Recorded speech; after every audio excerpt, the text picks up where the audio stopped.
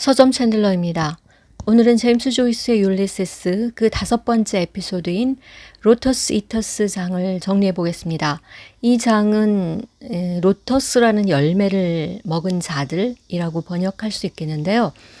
이 장은 호메로스의 오디세이아의 권의 앞부분에 나오는 아주 짧은 일화를 바탕으로 재창조된 것입니다. 호메로스의 오디세우스에서 보면 오디세우스는 드디어 나우시카에 의해서 발견이 되고 구조가 되죠. 이 땅은 알키노우스 왕의 땅이고요. 오디세우스는 나우시카에 이끌려서 그들의 이제 부모 왕 앞에 이르게 되죠. 이 왕은 손님에 대해서 성대하게 이렇게 접대를 합니다. 잔치를 벌이고 거기에서 뭐 가객들이 와서 노래도 부르고 뭐 운동 경기도 하고 이러면서 점점 이자가 누구인지에 대한 호기심에 가득 차 있을 때 오디세우스는 드디어 자신의 신분을 밝힙니다. 그리고 자신이 트로이 전쟁이 끝난 이후, 트로이아 땅을 떠난 이후에 어떻게 해서 여기까지 오게 되었는지에 대한 이야기를 해줍니다. 그 과정이 이제 그야말로 오디세이아, 오디세우스의 방황, 방랑, 모험, 고향으로 귀환하기까지의 그 과정에 이르는 이야기들이 전개되는데요. 1차적으로 이게 이제 현실에서 환상의 단계로 넘어가는 환상의 모험 이야기가 펼쳐지는데요.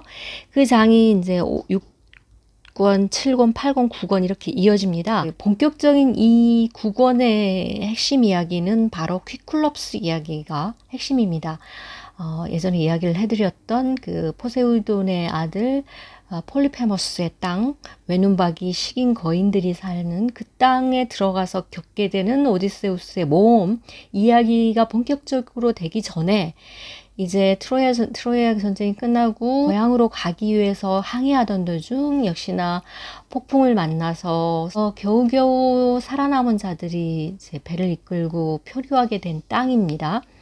그곳에 가서 이 땅이 이제 로토파고이족이 사는, 이들은 이제 주로 채식을 하는 종족이라고 합니다. 이들이 사는 섬에 도착을 했는데요. 일단 오디세우스는 척후병들을 보내서 이 땅이 어떤 땅인지를 알아보게 합니다. 이 척후병들이 갔을 때 이 섬에 사는 사람들이 그들에게 로터스라는 열매를 주는데요. 어쨌든 이 마취 성분이 들어있을 것으로 추정되는 이 로터스라는 열매를 먹은 이들은 모든 것을 잊고 그저 이렇게 지금의 상태에 만족해지면서 기분이 좋아지고 몽롱해지고 몽환적이 된다고 합니다. 이 열매를 먹으면서 이 섬에서 이대로 살고 싶다라는 생각밖에 없게 되는 거죠. 오디세우스가 이제 이들을 데리고 억지로 끌고 가서 배에다 묶은 채 이 섬을 속히 떠납니다. 오디세우스의 그 강한 집념을 다시 한번 생각하게 되죠. 마치 칼립소가 영원히 죽지 않고 늙지 않게 해주겠다고 함에도 불구하고 기어이 자신의 고향으로 돌아가고자 하는 의지가 여기서도 관찰이 되는 거죠. 그래서 이 장의 전조는 어떤 몽롱함, 로토스 열매를 먹고 난 뒤처럼 어떤 만족함에 머무르는 그런 어떤 마비되고 몽환적인 그런 분위기들이 정조에 깔려 있다라고 생각을 하면 될 것 같고요. 주제라든지 이런 것에서도 세심하게 그에 대해서 살피면 좋을 것 같습니다. 개요를 간단히 짚고 넘어갈까요?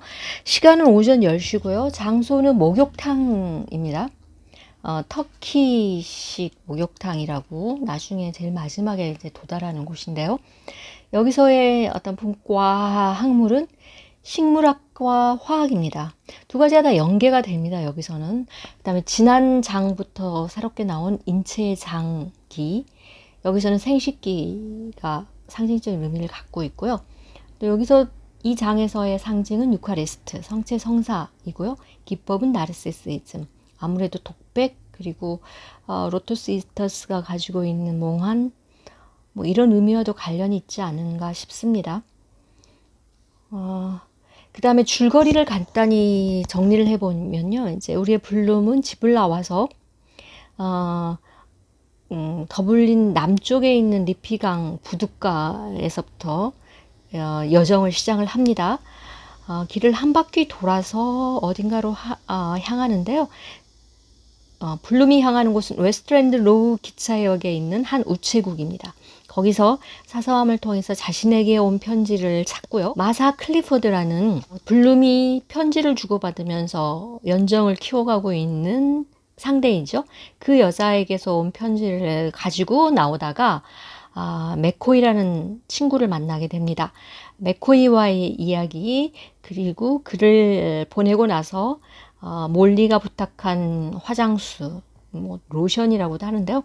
하여튼 그걸 주문하고 또 자기는 좋은 비누를 사서 이렇게 주머니에 넣고 나옵니다. 나오는 길에 벤텀 라이언스라는 경마광, 그러니까 경주마에게 돈을 거는 경마광을 만나게 되는데요.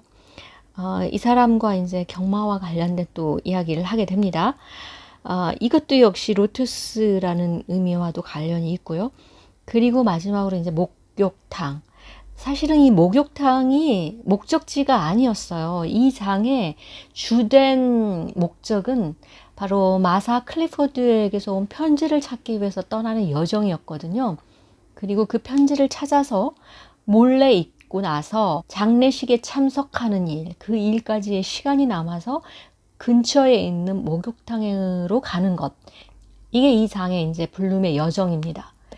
그렇게 해서 목욕탕에 들어가서 자신의 모습을 연상하는 것으로 이 장은 끝납니다. 그래서 이 장에서 주요하게 볼 거는 이제 지난 장에서는 블룸이라는 우리의 이른바 주인공에 처음 등장해서 그 일면을 봤고요. 블룸이라는 사내에 대해서 하나씩 알아가는 것, 그것이 이제 본격적인 블룸의 여정, 블룸의 모험과 함께 우리가 생각해야 할 점이겠죠. 아무래도 이 장부터 아마도 이 김종건 교수가 1996년도에 발표를 한 율리시스 지지 연구라는, 지난번에도 말씀드렸지만 율리시스에 나오는 더블린의 여러 실제 거리, 실제 장소 이런 것을 96년 당시에 이제 찾아가서 발품을 팔면서 일일이 가서 사진도 찍고 그곳에서 실제로 본문에서는 어떤 일들이 있는지까지를 대조해 가면서 연구한 그 결과물인데요. 그때 그곳의 사진들과 함께 한번 따라가 보는 것도 재밌을 것 같습니다. 김정곤 교수님 고맙습니다. 먼저 이 5번째 에피소드에서 블룸이 가게 되는 여정을 지도로 한번 간략히 보면요. 이 리피강 남부 쪽에 그 서 존 로저슨 부두라는 곳에서부터 이렇게 이곳이 바로 우체국입니다. 이 지형 형태로는 커다란 물음표가 그려지고요. 이 우체국에서 마사 클리포드라는 블룸이 헨리 플라워라는 가명으로 서로 편지를 주고받으면서 연정을 싹틔우고 있는 여자로부터 온 편지를 찾아서 다시 이 뒤로 돌아서 이렇게 또 한 번의 작은 물음표를, 여기가 이제 바로 그 몰리가 주문한 로션, 화장수를 주문하는 약국이고요. 그리고 목욕탕 이렇게 되는데요. 2개의 물음표 형태로 블룸의 여정이 되는데요. 이게 의미가 있습니다. 이른바 남의 눈에 띄지 않고 싶어서죠. 아는 사람들의 눈에 띄지 않고 싶어서인 거죠. 특히 몰리에게서. 물론 몰리는 아직도 침대 위에 있겠지만, 그래서 이 약간의 의문투성이인 길을 따라서 가게 됩니다. 이 물음표는 조이스 자신이 이 율리시스에 많은 수수께끼를 넣어두었다고 했던, 그래서 이 책 자체가 물음표일 수도 있고요. 그런 의미에서 이렇게 새삼스럽게 보여지는 면이 있는데요. 세자르 아빈이라는 스페인의 화가가 그린 제임스 조이스의 카툰이 있는데요. 여기서 크게 도드라지는 도상이 바로 물음표인데요. 조이스의 뜻이 많이 들어가 있는 카툰이라고 하네요. 어쨌든 이런 여정을 거쳐서 편지를 찾은 우체국까지 가게 됩니다. 조이스 역시 의식의 흐름을 따라서 블룸의 여정에 따라서 거기서 보여주는 많은 거리, 사람들, 물건들에 대한 흐름들이 계속 있습니다. 그것을 따라서 우체국에 도착을 합니다. 지금은 우체국이 아니라고 그래요. 대신 이제 우체통만 남아 있는데요. 이 장에서는 드러나지 않았지만 나중에 이 마사 클리포드와 이렇게 관계가 된 것에 대해서 이야기가 나오는데요. 블룸은 신문사에 광고를 냅니다. 자신의 일을 도와줄 사람을 찾는다고. 그 중에 답장을 보내온 이가 이 마사 클리포드였는데요. 그렇게 시작된 이제 편지로서 연정을 주고받는 거거든요. 헨리 플라워 귀하. 헨리 플라워는 블룸이 쓰고 있는 가명인데요. 블룸의 아버지는 헝가리계 유태인이라고 했잖아요. 헝가리에서 아일랜드로 이주해온. 그래서 원래 헝가리식의 이름은 루돌프 비라그라고 합니다. 그런데 이 비라그라는 이 헝가리 말이 바로 꽃이라고 합니다. 그래서 블룸은 헨리 플라워라고 자신의 가명을 썼고요. 이 장에서는 아까도 말씀드렸다시피 로투스 열매와 관련이 되어서인지 이 꽃이라든지 식물과 관련된 단어들이 굉장히 많이 나온다고 합니다. 그래서 헨리 플라워도 그런 의미도 있습니다. 아버지와의 관계. 사실 루돌프 비라그는 자살을 했습니다. 계속 블룸의 의식을 지배하는 계속 되돌아옵니다. 마치 스티븐의 어머니, 죽은 어머니가 되돌아오듯이 블룸의 아버지도 계속 되돌아오고요. 블룸에게는 루디라는 죽은 어린 아들이 있잖아요. 스티븐과 블룸 모두 죽은 이들에게 둘러싸여 있는 것과 마찬가지입니다. 그래서 헨리 플라워 기아라고 쓰여져 있는 봉투를 찾아서 나오는데요. 그 봉투를 쥐고 주머니에 딱 넣고 나옵니다. 또 우회를 하는 거죠. 먼 길로. 왜냐고요? 편지를 몰래 읽기 위해서입니다. 그곳은 도저히 몰리가 올 수 있을 만한 곳이 아니기 때문에 그곳을 찾아서 지금 다시 가는데요. 그 주머니에 편지를 넣고 있는데 계속해서 손을 꼼지락꼼지락해서 봉투를 벗기고요. 그런데 거기 보니까 뭔가가 있어요. 마사가 마른 꽃을 핀으로 꽂아서 편지에 넣은 거거든요. 주머니에 이렇게 놓고 꼼지락꼼지락한다는 것도 굉장히 성적인 그런 게 있고요. 이 장은 전체적으로 아마 로토스 열매에 연상되는 거 있을 텐데요. 성적인 은유와 비유 상징들로 또 넘실거립니다.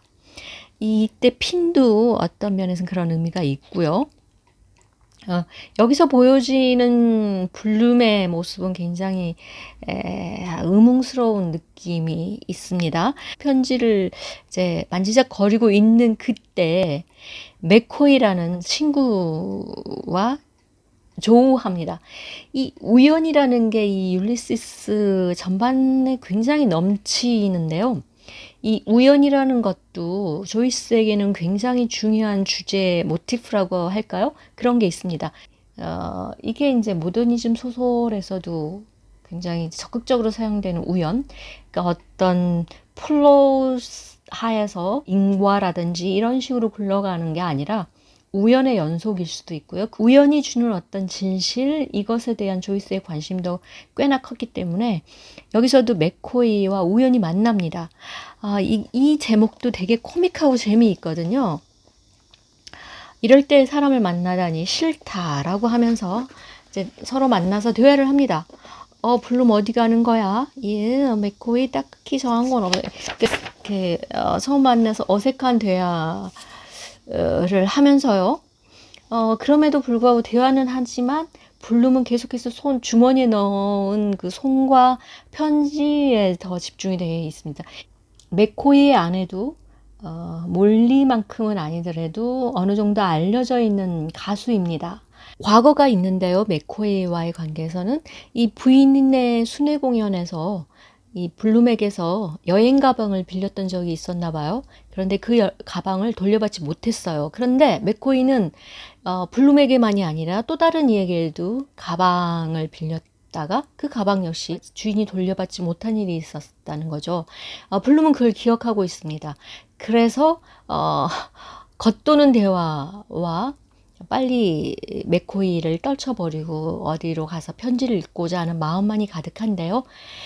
그런데 이제 여기서 또 한 가지 주목해야 할 거는 맥코이는 과거 프리먼지에서 같이 블룸과 일을 했었지만 일을 그만두고 지금은 시에서 운영하는 시체 공영소라고 하는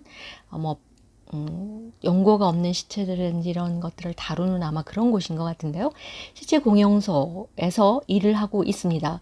그래서 맥코이는 자기도 역시 빨리 가봐야 된다고 얘기를 하는데요. 샌디마운트 해변에서 발견한 익사체 때문에 자기는 그곳에 가봐야 된다고 얘기합니다.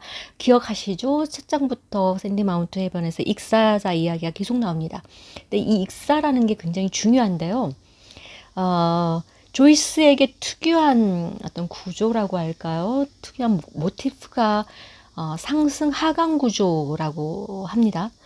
제가 예전에 그 스티븐을 언급하면서도 우울과 조증이 왔다 갔다 한다라고 이야기를 드렸는데 정확히는 상승과 하강의 구조라고 이야기를 한다고 합니다.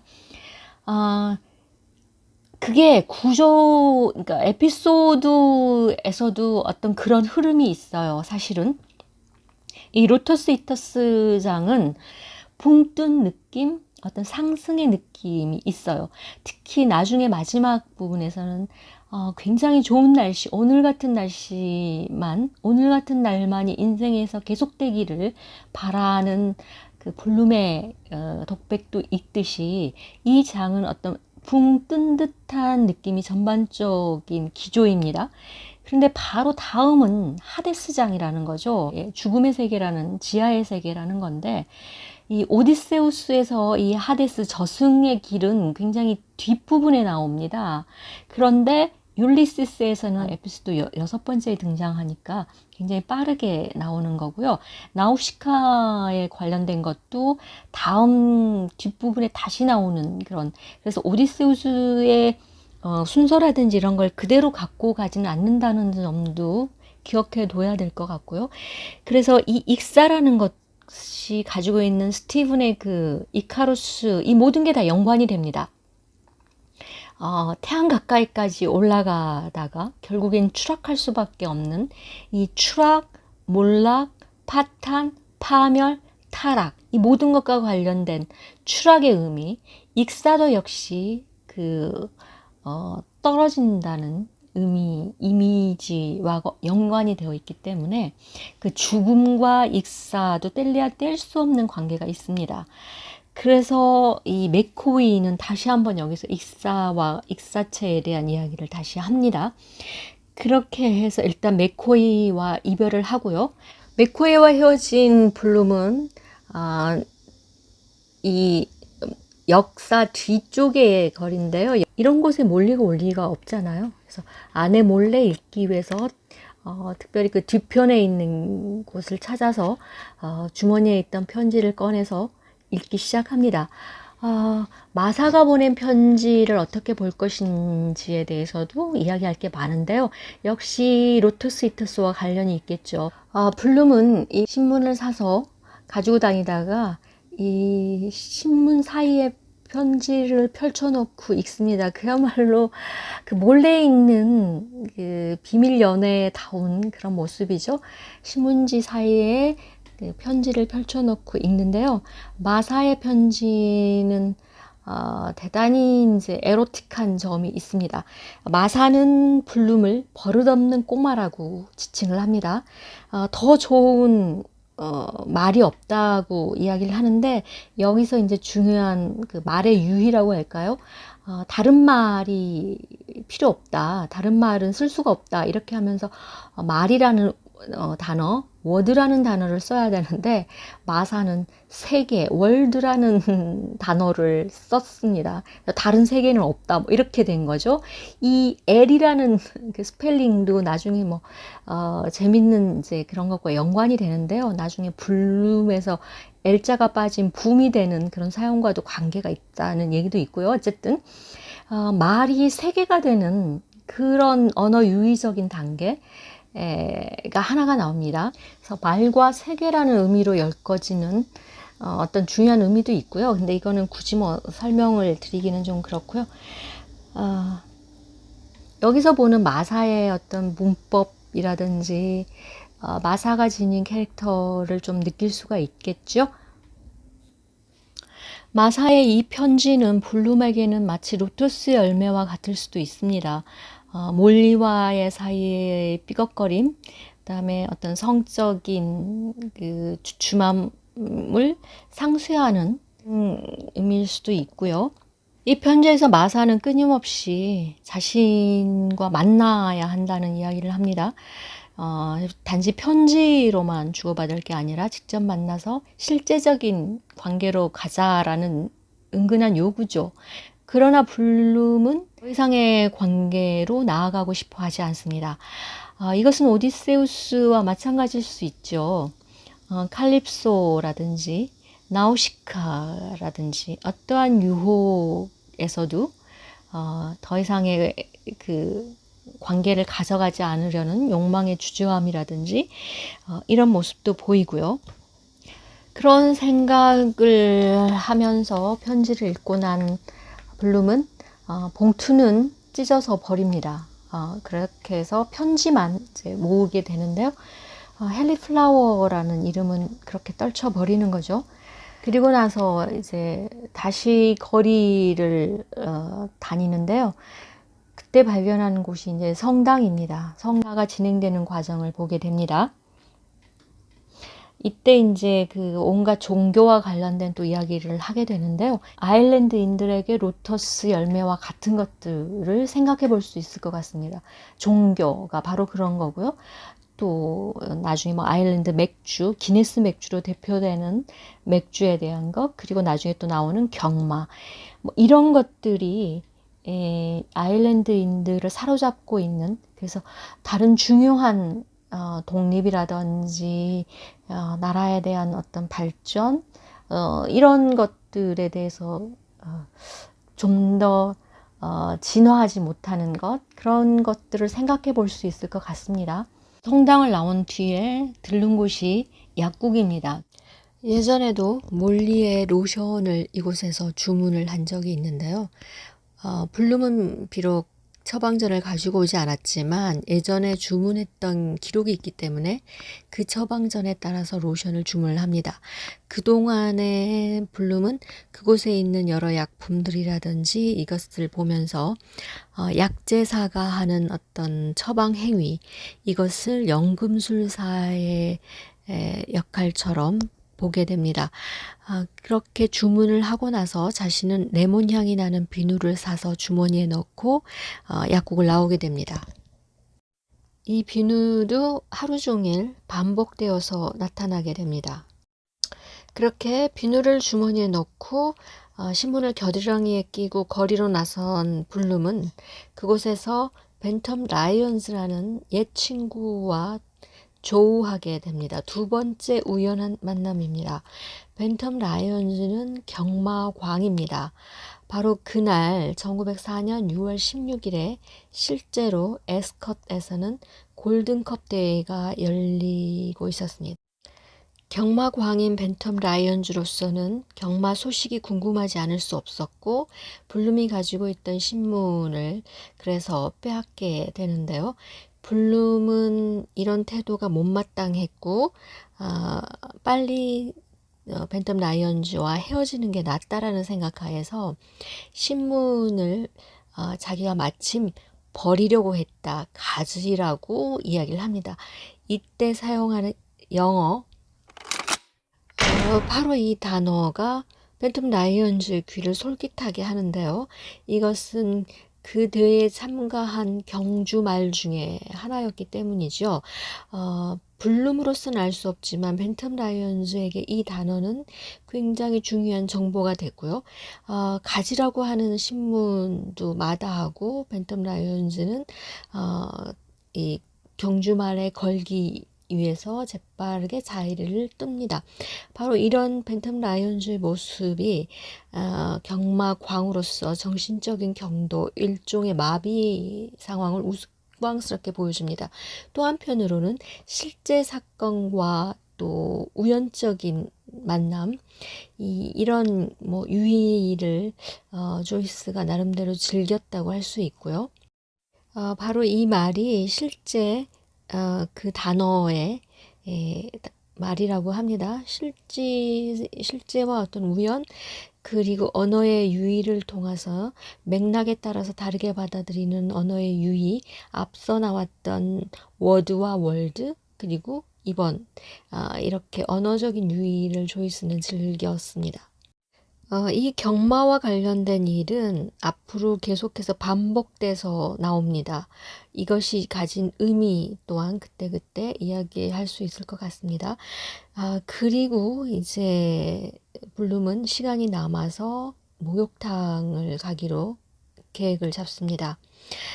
뒤이어서 목욕탕에서 탕 속에 들어가 있는 자신을 상상하면서 이 장은 끝나게 됩니다. 이 에피소드의 마지막 부분은 어떤 생의 흐름 또는 생의 활기로 가득 차 있는 분위기입니다. 날씨도 정말 오래간만에 좋은 날씨이고 블룸의 기분 역시 어쩐지 생의 환희에 가득 차 있는 느낌입니다. 이게 이제 목욕탕이라는 곳이 어쩐지 그냥 시간이 남아서 우연히 가게 되는 것처럼 나와 있지만 바로 다음 장에 그 장례식으로 이어지는 저승세계라고 하는 하데스 장으로 이어진다는 점에서 볼 때 목욕탕이라는 설정을 그냥 우연히 한 것 같지는 않습니다. 성체와 자신의 몸에 대한 것, 그 다음에 존재의 유구한 흐름에 대한 생각도 하고요. 이 에피소드에서 보여주는 블룸은 음흉스럽고 여전히 관음증을 즐기고 있으며 사람들과 어색한 만남을 갖는 모습이 보여집니다. 사람들과의 자연스러운 대화라든지 흥겨운 대화가 아니라 서둘러 피하고 오려고만 하는 그런 블룸의 모습을 보입니다. 이방인으로서의 모습과 연관시킬 수 있을 것 같습니다.